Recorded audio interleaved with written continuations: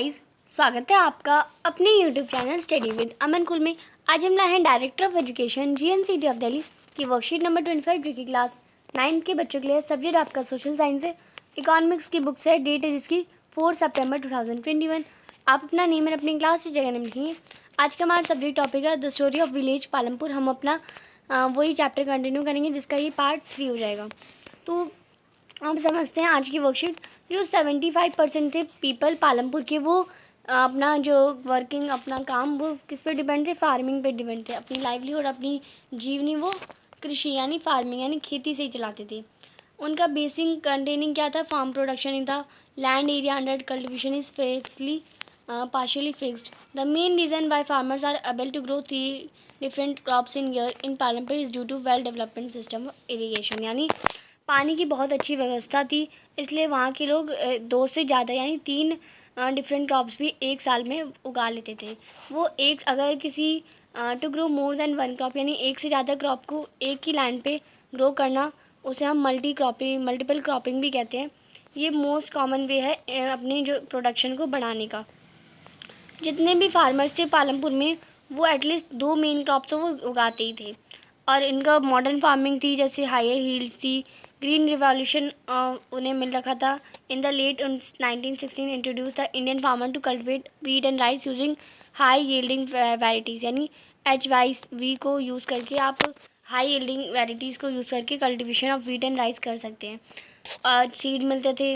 वो जो पंजाब के फार्मर्स थे, हरियाणा के और वेस्टर्न उत्तर प्रदेश के, वो उन्होंने ट्राई करा मॉडर्न फार्मिंग का मेथड इंडिया में। और these farmer in this region set up tube wells for irrigation यानी इरीगेशन के लिए ट्यूब वेल्स यूज़ करें। और HYV के सीड्स, केमिकल फर्टिलाइज़र और पेस्टिसाइड्स भी फार्मिंग में यूज़ करी और उन्हें हाई यील्ड्स ऑफ वीट मिला। They were rewarded as green revolution is associated with the loss of soil fertility. अब जो ग्रीन रिवॉल्यूशन था वो किस में नुकसान कर रहा था, हमारी नेचर को नुकसान कर रहा था, क्योंकि सॉइल फर्टिलिटी कम हो रही थी, इंक्रीज़ हो रही थी क्योंकि केमिकल फर्टिलाइज़र मिलाई जा रही थी। ग्राउंड वाटर से जो वो ट्यूबवेल से निकाला जाता था, तो ज़्यादा पानी ख़त्म होना, वाटर टेबल होने लगी। We must take care of environment. अगर हम अपने फ्यूचर डेवलपमेंट कर रहे हैं, एग्रीकल्चर कर रहे हैं, तो हम अपने इन्वायरमेंट को भी देखना है हमें। We must realise how important land is farming. और हमें पता है कि फार्मिंग के लिए जो लैंड है वो कितना इंपॉर्टेंट है। Unfortunately not all the people engage in agriculture have sufficient land for cultivation. यानी अनफॉर्चुनेटली यानी ऐसे बताया कि पूरे पालमपुर के लोगों को नहीं मिला था ज़मीन खेती करने के लिए। पालमपुर में जो 150 फैमिलीज़ थी, उनके पास कल्टीवेशन के लिए लैंड है, वो भूमि है, वो नहीं है। 240 फैमिली के पास बहुत छोटे प्लॉट हैं जो कि 2 हेक्टेयर से भी छोटे हैं। और cultivation of such plot doesn't being adept income to the farmer. यानी अगर वो इतने छोटे से प्लॉट में अगर कल्टीवेशन करें, देन उन्हें कुछ खाने को नहीं मिलेगा, वो अपनी जीवनी नहीं चला पाएंगे। 60 families of medium and large farmer यानी बड़े और मीडियम जो मध्य वर्ग के लोग थे, उन्हें 60 फैमिलीज़ को मिल रखा था कल्टीवेट 2 हेक्टेयर से ज़्यादा लैंड मिल रखा था जहाँ पे वो कल्टीवेट करें। A few of the large farmer have land extending over 10 hectares और मोर। और कुछ जो बहुत बड़े लार्ज फार्मर्स थे, बड़े फार्मर्स थे, उन्हें 10 हेक्टेयर से भी ज़्यादा मिल रखा था। अब बताया आपको most small farmers have to borrow money to arrange for the capital. यानी वो अपने घर चलाने के लिए क्या करते थे, कर्ज लेते थे।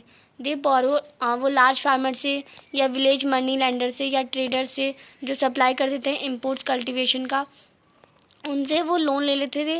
Rate of interest on such loan is very high. तो जो उसका रेट ऑफ इंटरेस्ट था वो बहुत हाई था। They are put to great distress to repeat the loan. यानी वो लोन ले तो लेते थे पर उसे वापस देने में उनके बहुत ज़्यादा प्रॉब्लम आ जाती थी। In contrast the small farmer, the medium and large farmer have their own saving from farming. यानी उन्हें भी तो अपने फार्मिंग से सेविंग करना है। They are thus able to arrange for the capital needed. Small farmers have little surplus but because their total production is small. और जो स्मॉल फार्मर्स थे उनके पास तो कुछ भी पैसा बचता ही नहीं था, क्योंकि उनके पास लैंड ही इतना कम था और क्योंकि प्रोडक्शन बहुत कम होता था। From this substantial share is kept for their other family needs. Large and medium farmer sell the surplus from farm product. और जो लार्ज एंड मीडियम थे वो उनका ठीक से हो जाता था, क्योंकि जो स्मॉल फार्मर्स थे वो भी उनसे कर्ज लेते थे एंड वो उसे रेट ऑफ इंटरेस्ट से देते थे। Earning is saved for buying capital the next season. Thus they are able to arrange the capital for farming from their own saving। यानी जो कैपिटल वगैरह खरीदनी होती थी वो फार्मर अपनी ओन सेविंग्स ही खरीदते थे। अब यहाँ पे आपको मॉडर्न फार्मिंग मेथड बता रखा है। HYV सीड्स यूज़ होते थे, फर्टिलाइज़र, पेस्टिसाइड और डैम्स बनाए जाते थे इरिगेशन के लिए, इलेक्ट्रिसिटी के लिए कैनाल्स बनाए जाते थे, पंप सेट किए जाते थे, फार्म मशीनरी होती थी, डीजल होता था। तो ये सब आपको बताया। अब इसी में आपको 4 क्वेश्चन दे रखे हैं आपकी वर्कशीट में। फर्स्ट क्वेश्चन है, what do you understand by multiple cropping system, यानी मल्टीपल क्रॉपिंग सिस्टम से आप क्या समझते हैं। तो multiple the cultivation of more than one crop, यानी एक से ज़्यादा क्रॉप का, यानी एक से ज़्यादा क्रॉप का कल्टीवेशन करने को हम एक ही लैंड पर एक ईयर में, यानी एक साल में, उसे हम मल्टीपल क्रॉपिंग सिस्टम कहते हैं। क्वेश्चन नंबर 2 है, what are consecution of green revolution, यानी ग्रीन रिवॉल्यूशन की कंसेक्यूशंस क्या हैं। तो आप इसका आंसर करेंगे, excess use of fertiliser has reduce the fertility of soil, यानी अगर हम ज़्यादा यूज़ करते हैं फर्टिलाइज़र का तो जो वो सॉइल की फर्टिलिटी है उसे बहुत कम कर देते हैं। और इरिगेशन बार बार ट्यूबवेल से होता रहता था, तो जो ग्राउंड वाटर लेवल है वो डिक्रीज़ होते जा रहे हैं। क्वेश्चन नंबर 3 है, what are the different ways of increasing production on same land, यानी डिफरेंट वेज क्या हैं अगर हम अपने प्रोडक्शन को सेम लैंड पे करें। आपको एक एग्जांपल के साथ, use an example to explain, यानी एग्जांपल के साथ समझाना है। तो application of model agriculture method और मल्टीपल क्रॉपिंग सिस्टम, ये दो हो जाएंगे हमारे अगर हम प्रोडक्शन ऑफ सेम लैंड करेंगे तो। क्वेश्चन नंबर 4 है, in contrast to small farmer the medium and large farmer easily get capital for agriculture, यानी अगर हम स्मॉल फार्मर की हटा के बात करें तो जो मीडियम और लार्ज फार्मर थे वो इजीली कैपिटल ले लेते थे एग्रीकल्चर के लिए। तो वो कैसे करते थे, तो आप इसका आंसर करेंगे, the production of medium and large farmer is more in the fields, यानी जो उनका फील्ड्स ज़्यादा बड़ी थी दैन उन्हें प्रोडक्शन भी ज़्यादा होता था, तो उनकी सेविंग्स बचती थी और ये वो इजीली कैपिटल को मैनेज कर लेते थे, पर स्मॉल फार्मर नहीं कर पाते थे। तो ये थी आपकी आज की वर्कशीट। आई होप आपको अच्छे से वर्कशीट समझ आ गई होगी। अभी तक आपने मेरे चैनल को सब्सक्राइब नहीं किया है तो प्लीज़ मेरे चैनल को सब्सक्राइब करें और उसके बाद आने वाले बेल आइकन को प्रेस करें, जिससे आपको हर वीडियोस की नोटिफिकेशन टाइम से मिलती रहे।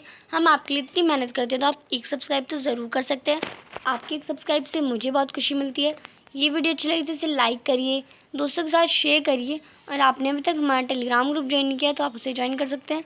साथ ही आप हमें इंस्टाग्राम पर फॉलो कर सकते हैं। Thanks for watching video. Bye bye guys.